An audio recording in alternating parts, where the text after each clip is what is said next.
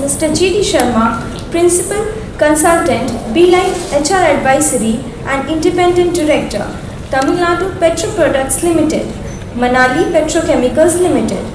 He has over 38 years of experience spread across several industry verticals since June 2010. He is founder and principal consultant in Beeline HR Advisory with the mission Make a Difference to Individuals and Organizations. He was Vice President and Head People and Organization Development in Larsen & Toubro Limited, ECC Division from 2004 to 2008. During this tenure, he served also as a director on the board of L&T Infrastructure Operating Company. Mr. Sharma is a master trainer and a much sought after speaker and rapporteur in professional, social and cultural circles. He is a visiting faculty to some of the leading engineering and management institutions in Tamil Nadu. He has been an accredited mentor and member jury, Center for Innovation, Incubation and Entrepreneurship, CIIE and IIM Ahmedabad initiative. Mr. Sharma has been conferred with several awards, the most prestigious of them being the Lifetime Achievement Award on 2 occasions by HR Sangam in January 2016 and in February 2018 at the HR Caucus 2018. Now I would like to call upon Mr. G.D. Sharma to deliver the special address. Good morning, ladies and gentlemen, dignitaries on the dais, and my dear students and faculty members. At the outset, very warm good morning to you. And it's of course always a pleasure to come back to a university such as reputed as the Pondicherry University. I am indeed very happy and honored to be here today. It was so nice listening to Professor Kasilingam. I mean, it was almost like a barrage of information as to how the rationale behind the conference theme. But I am sorry to say that I may not really talk so much about industry, but rather my presentation today is my own innovation or my own thought. In fact, a departure from the normal lectures that I would like to actually share some very profound stories with you and some lessons to be drawn from there. Because whether you are a millennial or whether you are a millionaire, some of these values that I am going to talk to you about through the stories and the lessons that we derive, they are going to be relevant and they are going to be timeless, they are going to be priceless and always contemporary, whether you are a millennial or a millionaire.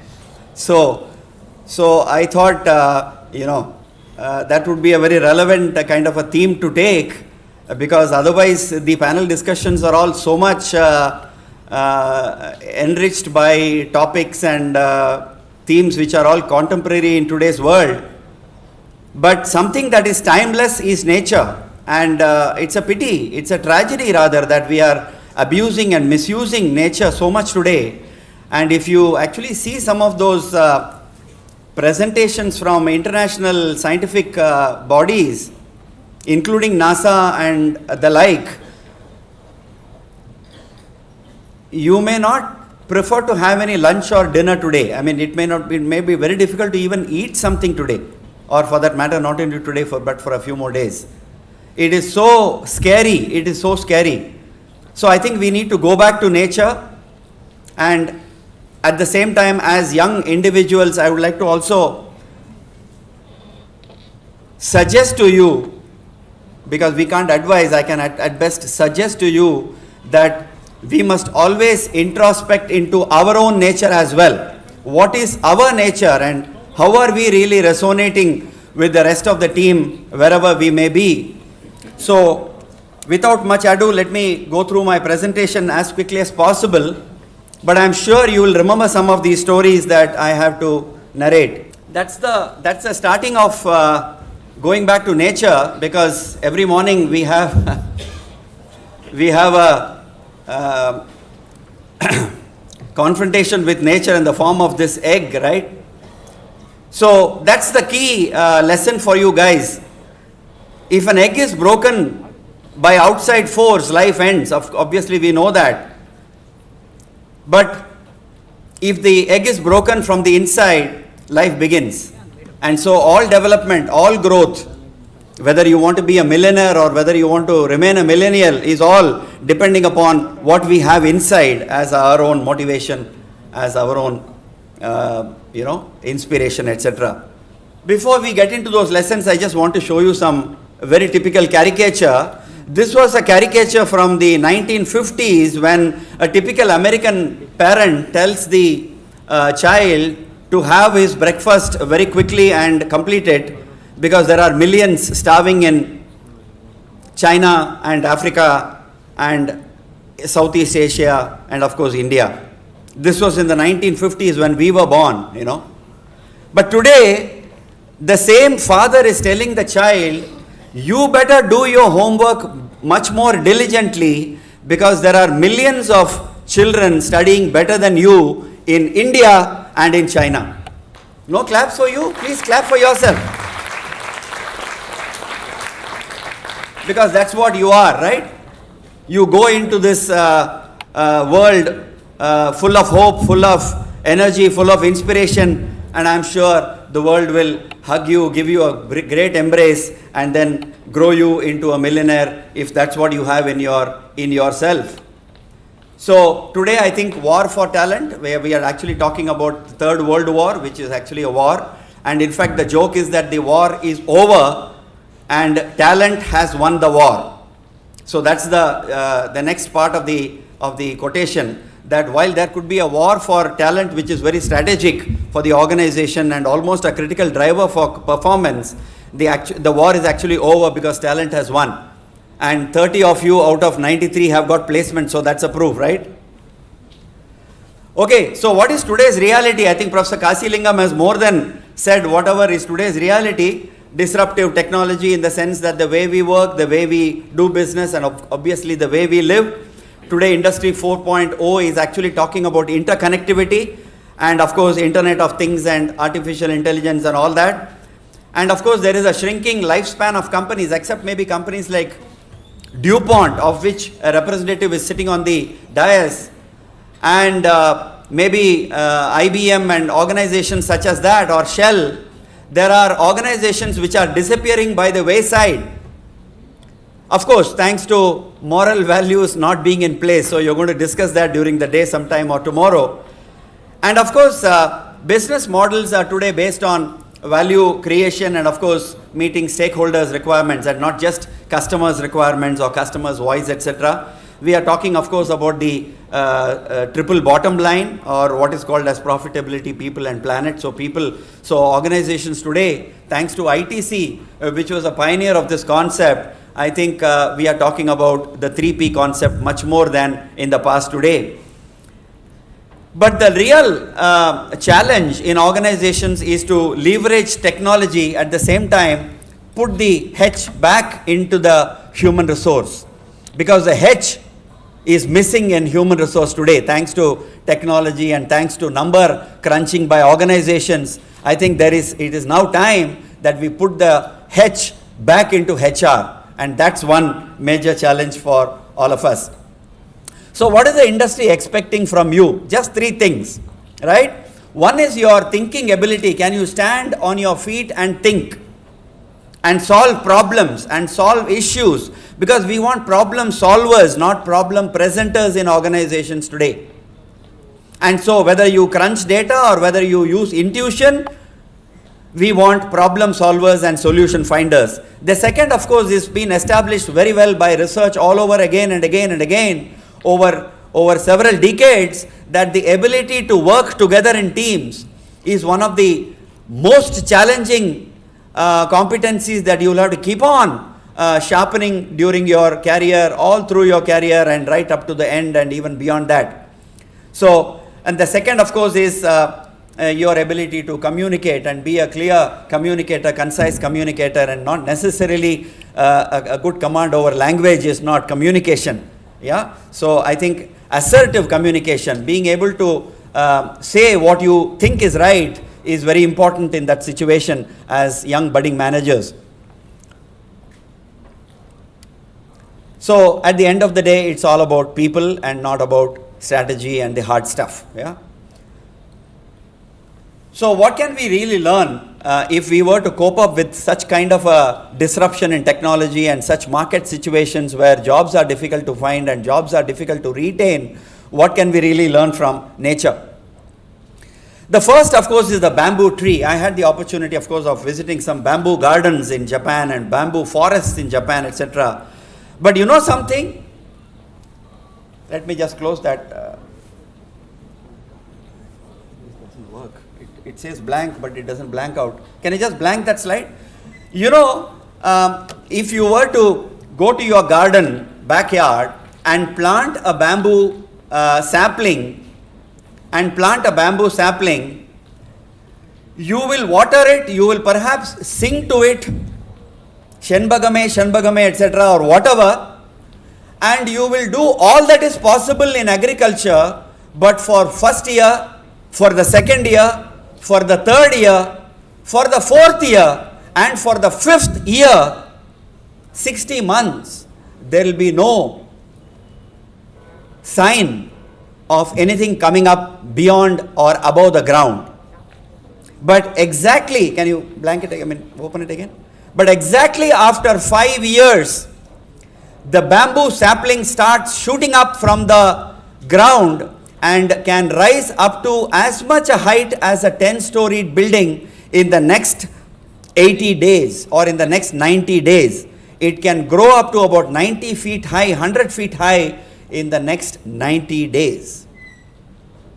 Now that's a wonder of nature, because bamboo belongs to the grass family, and grass, as you know, can never be put down by a cyclone or by a tsunami or by a tornado or by a strong wind or by floods.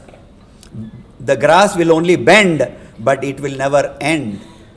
A bamboo is from the grass family, and so therefore the foundation that you put for yourself, not only in Pondicherry University for the period of 2 years, but thereafter in your first job, in terms of the foundation that you lay for yourself, in terms of being a domain specialist or a domain expert, to learn the job, to learn the tricks of the trade, and to master your domain, whether it's supply chain or operations or marketing or HR or finance, I think is the key. And in those 5 years and during these 2 years as well, I'm sure you are laying your foundation in terms of building your character. We have always been building our character through good family upbringing, honesty, integrity, faith, love, and loyalty, or loyalty to the job, at least commitment to the job, and so on. So I think the foundation that we lay in the initial periods of your career are very, very important for your pyramid to stand for 3,000 years. And so therefore, what is the lesson from this bamboo tree? Genius is only 1%. Perspiration is 99%. Hard work, right? And being able to, incur a lot of blood, sweat, and hard work in order to put your foundation strong. What is the second lesson? Butterfly. There was this man who was trying to help out a caterpillar which was trying to come out of the or rather from the cocoon, and this man didn't know much about what he was doing, so he actually forced open the cocoon and helped the butterfly to come out. He thought he was helping it to escape, but little did that person know that actually he is doing permanent damage to this butterfly, which would have to struggle, which will have to force the liquid out of its body into its wings in order to be able to fly forever and ever once it comes out of the cocoon. So this man actually committed the mistake of trying to speed up the process of evolution. So if we require really 5 years to evolve as a good functional head in your organization, or 5 to 8 years or whatever, I think we have to give that 5 to 8 years to ourselves. There is no shortcut to the boardroom. And so, it's sheer hard work, because only then can you really aspire to be a millionaire at the end of the day, right? So a butterfly is one of the most beautiful creations of nature, but for it to become a butterfly, you have to go through fire. You have to go through fire, literally, right? And so therefore, when there is no struggle, there is no strength. And what is the lesson from the butterfly? Struggles are what we need in our lives. Going through life with no obstacles would actually cripple us. We would be in a false world in ourselves in terms of what we think is really life and reality. Whereas if we have passed through some grinding in our lives, if we have passed through some kind of a hardship in our lives, I think then we know what life is and what success is. And success will be that much more sweeter when we actually go through the grind to be able to deserve it. And we will not be as strong as we could have been, and we would never fly if we had not gone through that hardship. So these are all my own words, of course. Then there is this story. Can you blank this slide, please? There is this story about this mischievous boy who actually comes across a small nest created by an eagle, and there are 3 eggs which the eagle has laid. And so he is a mischievous guy like any of us when we were 6 to 8 years old. And so this guy takes out one of those eggs of the eagle's nest and takes it to his backyard, where his mother is growing a few chicken and hen and things like that. And so he places this egg among the eggs that his mother's hen has actually laid. And after some time, after a few days' time, these eggs hatch. And so the eaglet, which is also part of this chicken farm, also starts living with these young chicken. And instead of looking up at the sky, the chicken is actually looking at the ground, looking for worms and clucking and biting the worms and digging the soil and so on and so forth. And one day, as he is just becoming a little middle-aged, there is a beautiful, majestic, magnificent eagle that is flying up in the sky, and all these chicken cousins of his start looking up and wondering and in amazement and in admiration and in awe. And so this eaglet asks these chicken cousins, "Hey, what is that? So majestic. Who is that?" So the chicken cousins tell him, "Oh, you don't bother about it. That's the majestic eagle. You will never become an eagle. We are all born to be chickens." Now, this is one of the most motivational stories that I was told when I was 25 years old and I was starting my career, and there was this trainer. I still remember him. I think I owe him a tribute. He is now in Indonesia, Mr. John Vijayarangam. So he had narrated this story to me as a master trainer, and I was sitting in the audience and I said, "My goodness, what a story that is." And I owe this duty to you because I want you to remember the story, not me after 40 years, but I want you to remember the story, that it is your surroundings that can have a major influence on your thought process. And more importantly, it is you who will have to self-believe that you are an eagle and not a chicken. Slide, please. So it's very important for you to have self-belief. It's very important for you to believe who you want to be. It's very important to believe that you can do it. Unnal mudiyum thambi or tangai or whatever. Sorry, I think this slide mover is... So believe in yourself. You are braver than you think, more talented than you know, and capable of more than you imagine. And that's by Roy Bennett. But what I am saying is, you become what you believe you are and not what you think or what you want to become. Don't look at what you are, look at what you can be. Do not be misled by what others think about you. And that's very important. Follow your dreams. Yeah. So let's go to the next story. Snakes. Blank.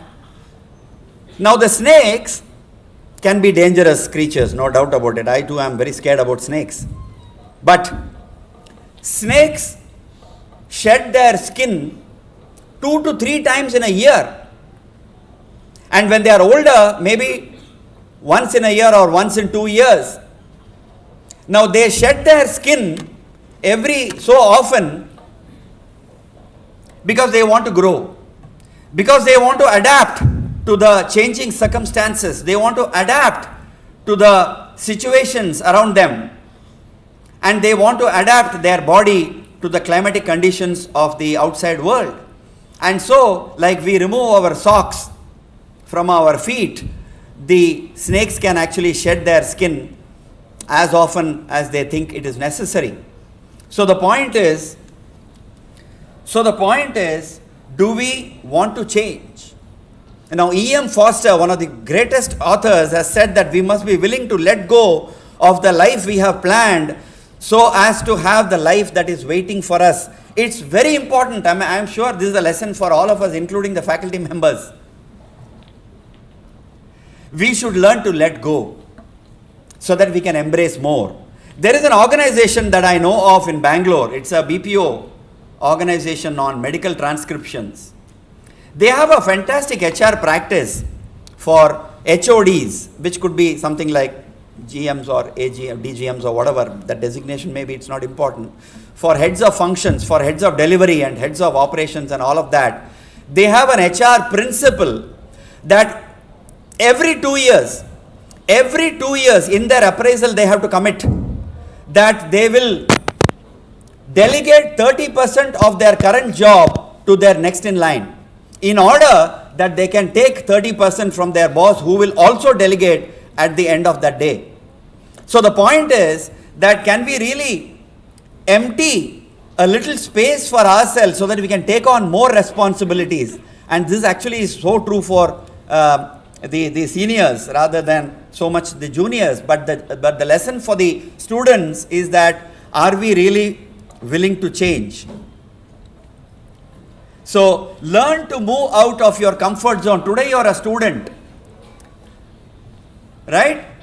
You are paying to learn. As a student, you are paying the university to learn. Tomorrow you will be an employee. You will be paid to learn.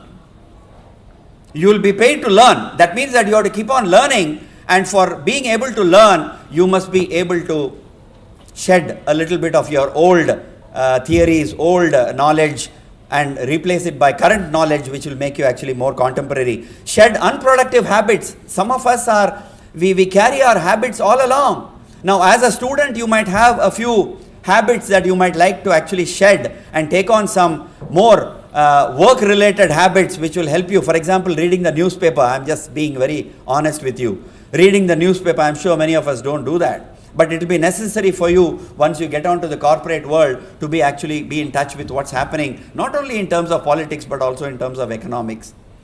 Fight resistance to change. It's the most difficult. Change management is the toughest domain within HR, within organization development. Break out of your restrictive mold. I mean, if there is something which is restricting you, break out of it. Be conscious of it and break out of that mold and embrace change. Giraffe, my God, what a lesson, right? Blanket. Now the mother giraffe gives birth to a baby giraffe, and you know the height of a giraffe, right? A full-blown mother giraffe. So when the baby giraffe is born, the baby giraffe falls to the ground from a height of 8 feet as a newborn baby. As a newborn baby, the baby giraffe falls from a height of 8 feet to be born into this world. Now 8 feet is not some small distance, right? And it's a small package of flesh which is falling on the ground. But the mother giraffe doesn't stop there. The mother giraffe then, once the baby is almost able to get up, not even able to get up, the mother actually is one of the most cruel villains for the child, because in a couple of occasions the mother giraffe will kick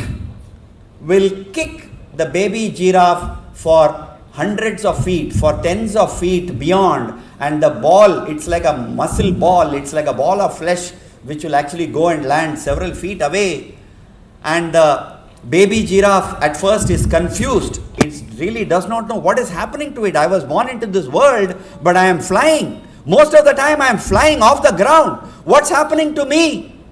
So by the time it even reconciles to what is happening, the mother giraffe is once again on a beautiful kick, a football kick from Messi. And the baby giraffe goes again 10, 15, 20, 30 feet away and then falls to the ground and says that, oh my God, I better be ready to get up. And so it kind of stumbles and gets up on its feet. And just when it is about to stand up on its feet, the mother giraffe is again on a football practice and kicks it several tens of feet, and the ball of flesh again goes and lands 50, 40, 30 feet away.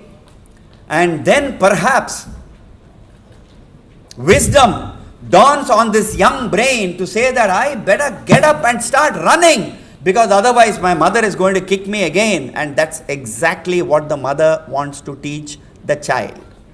The mother wants to teach the child that if you cannot run in a forest, on the second day you can become giraffe biryani.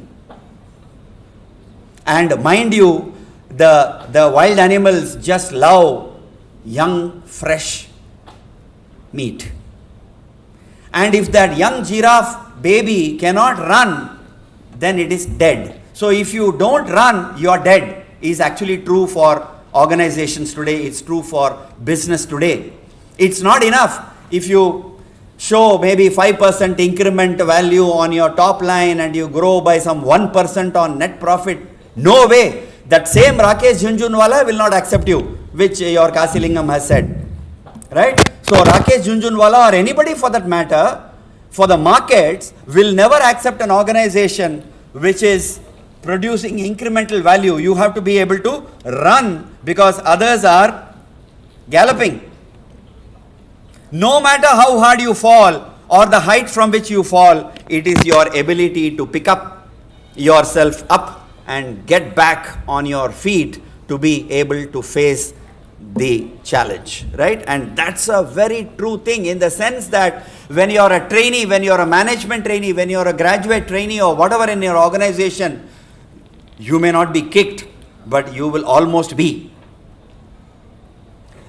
I think the impossible will be asked from you because you're all an MBA, right? And so the supervisors there are not qualified at the shop floor or in your workplace. So they'll say, "Edo MBA vandirkampa Pondicherry University lendu paakalam enna kizhikran paapom," right? So this is how the reality is going to hit you. So be prepared and remember the giraffe. Yeah, when you fail, don't give up. Kick yourself out of your comfort zone, come back stronger after failure, accept criticism positively. I think this is a very important point. I wrote it yesterday night as a last, you can see that it's at the bottom. I think accepting criticism positively. Navjot Sidhu might be a comedian today. He might be a loud mouth today, but he was a fantastic cricketer. There was a criticism which actually made him shut himself in his house for months together. And he would ask his father to wake him up at 3 o'clock in the morning, Brahma Muhurtam time. He would ask his father to wake him up at 3 o'clock, and he would ask his very favorite friend to come along, and that friend has to bowl to him in his backyard in the forest. And Navjot Sidhu had a daily target of hitting 100 sixes. He had a daily target of hitting 100 sixes. And he went on relentlessly at that task because somebody had criticized him. I think it was one of those friendly journalists actually. Yeah. And so therefore, after that he got selected into the Indian team, and I think his first score itself was 72 runs or something like that with some 4, 5 sixes and so on and so forth. So you have to really learn to look at criticism in a positive way. It could be a destructive criticism because I always say, can you give a constructive criticism to managers when I mentor them, right? But then they often end up giving destructive criticism. But whatever criticism, I think you have to learn and work on it. The eagle, now that's a phenomenal example, Blank. That's a phenomenal. They have learnt it, yeah. So they have also learned to blank my screen. So that's a phenomenal example of an eagle which can actually live for about 70 to 80 years, as long as perhaps most of us. But at the age of 40, an eagle faces a major challenge which is almost life-threatening. There are three things that an eagle draws its strength from. One is the hooked beak with which it is able to catch the prey and so on and so forth. The second is the talons, or what are called as, like your nails, right? Talons of an eagle. And the third is the most majestic and the most powerful set of wings which can actually take you above the clouds, because most of the eagles fly above the clouds, right? And so at the age of 40, the wings become heavier and withered and old and obsolescent. The beaks become crooked, so they are not able to catch anything that they want to catch, and the talons become kind of like old people's nails, they are not sharp enough. So what does it do? It can go and commit suicide, right? And that's what human beings do. Birds and animals don't do suicide, right? So look at the spirit of this eagle. It goes up to a rock formation right at the top of the mountains and sits there as if it is going to do a penance. And for several weeks, what is it doing? It is breaking its own beak. Can you just do that to yourself? Can I just hit my hand on this for 15 times and break my fingers, break my nails? Will I do that? Am I mad? You will think actually I am mad, right? It breaks its beak. It breaks its talons. And it plucks away all its old feathers and throws it into the wind and waits for recuperation, reinvention, regeneration, and all of that. And after a few weeks, the mic is on. After a few weeks, the mic goes off. Okay. So after a few weeks, the eagle is reinvented. And it starts to live as it did, majestically, magnificently, for the next 30 years. Now many of us get old even at the age of 40. Many of us retire and say that, I have retired, I have nothing to do. After all, some organization has retired me. Who is an organization to retire you? Here is an example. I am standing in front of you and I have no shame in saying, I don't retire. I have not retired from my organization. I have not allowed my HR to give me a retirement letter saying that, dear Mr. G.D. Sharma, there are 6 more months for you to retire. This is a letter I issue to others. I will never get one issued for myself.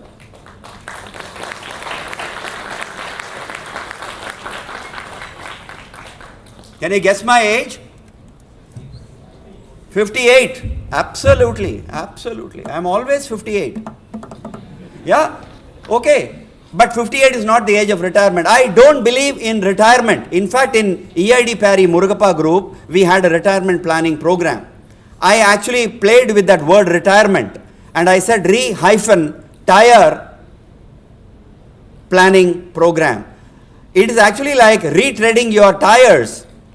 TVS Retread in Madurai is very famous company, right? TVS Rubber. It was earlier called TVS Retread, right?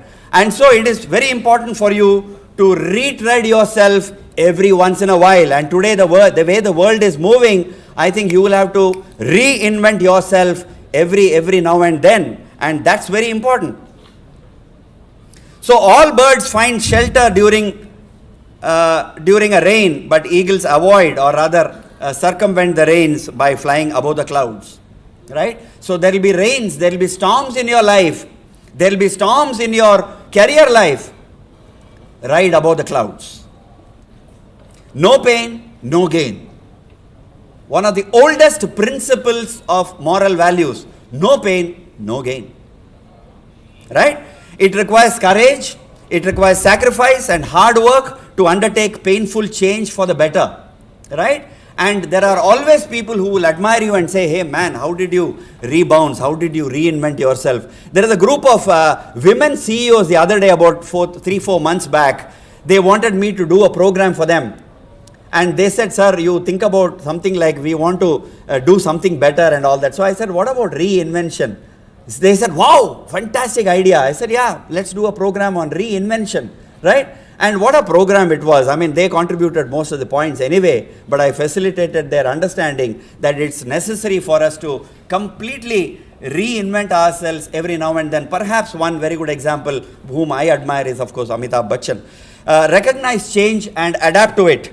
Sharpen your competencies in line with requirements. Somebody, I think Ms. Professor Kasilingam rightly said, now in the initial, let's distribute your career into 3 parts or 3 bands, as most organizations do, right? Lower band, middle band, and the higher band, right? In the lower band, the kind of competencies that you will require are your domain competencies, yeah, and your behavioral competencies, and not so much your managerial competencies. Incidentally, your MBA will be more relevant and productive maybe from your second tier onwards, right? In the first year, I think if you are a very good marketing guy, you better be a very good marketing guy. If you are a very good supply chain operations guy, you better be a very good supply chain operations person, right? Because in the first tier at the bottom, you will require more of your domain expertise and of course a lot of your behavioral competencies. If competencies were to be looked at as 3 buckets, right? Functional competencies, behavioral competencies, and of course managerial competencies. But when you get into the middle tier, suddenly your functional competencies, the component will come down a little bit, and your managerial competencies will come into to the fore, right, in terms of prominence. And when you actually move into the leadership level at the top tier, maybe much more of managerial and leadership competencies, and maybe equal amount of maybe behavioral competencies. And of course, you certainly need to know your nuts and bolts in any case, so your functional competencies. So therefore, it's like a seesaw, right? What goes down in the initial periods of your life will actually, the others will take over, and so it's like a circle. And so you need to remember that you need to shed your skin, you need to pluck away your feathers and put on new feathers as you move in your jobs and in your careers and in your ladder, etc. And storms in our life are exciting, right? Storms are good, only tsunami is bad, right? So they present opportunities to bring out the best from us, right? I think opportunities are really the difficulties, the insurmountable, what seems insurmountable are those difficulties that actually bring out the best in us. Dolphins, they are phenomenal teamwork guys. Hey, come on, yeah, put it on for at least 1 second. Okay, now dolphins always are together, right? They can sense threat to their species, and so they help each other out. They actually help out,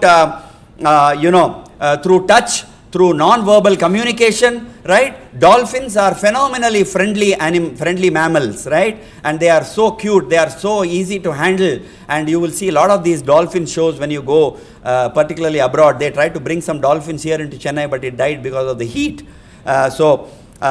And dolphins also teach their younger ones, and so on and so forth. So what are the management lessons from dolphins?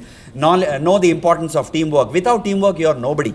You cannot just work alone in an organization. More so, you cannot live alone in this world. Importance of good and effective communication. Obviously, the primordial ability of a person, forget the management part, of an individual, is to be able to communicate. Team and teach and learn from one another. I think this is a very important thing. I mean, it's not that you have all the abilities. MBA doesn't make you a super duper human being. You're not a super Wonder Woman, or you're not a Superman, right? We all require help.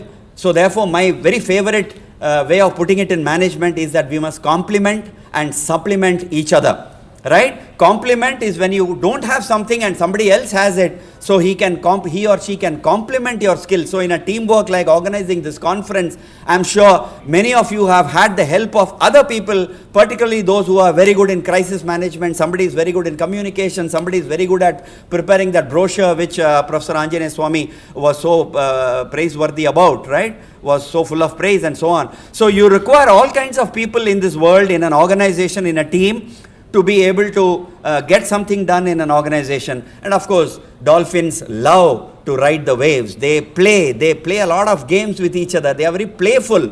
So I think we must work hard, play hard. Yeah, never and always balance your life. Today we talk about work-life balance and all that. It's all only good for conferences. Balance your life. That's what is more important. Yeah, I think I'm done. So We spoke about nature. So what is your nature? I think it's a time to introspect.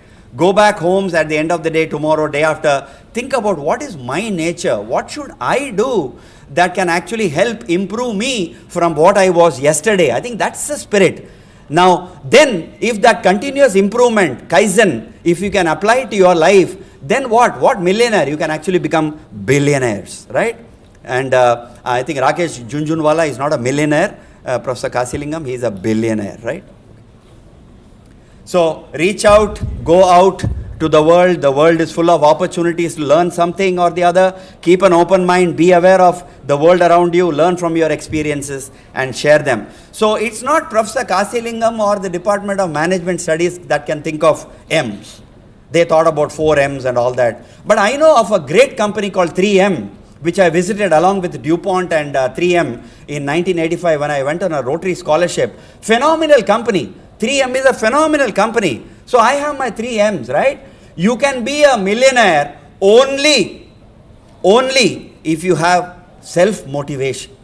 Based on the stories that I told you, you can become a millionaire only if you have the metal, not the metal, right? If you have the metal, the spirit to bounce back, resilience, right? Like the eagle, you must be able to bounce back. You must be able to reinvent yourself every now and then and be ready and always be current in your organization. And of course, the most important thing that these lessons teach you is that you have to have a winning mindset. You have to have a never give up, never say die mindset. A mindset that can overcome any storm from anywhere in front of you or behind you or in your 360 degrees. People will tell you, hey, you can't do that, don't take up this project, you will never be, unnala mudiyadu.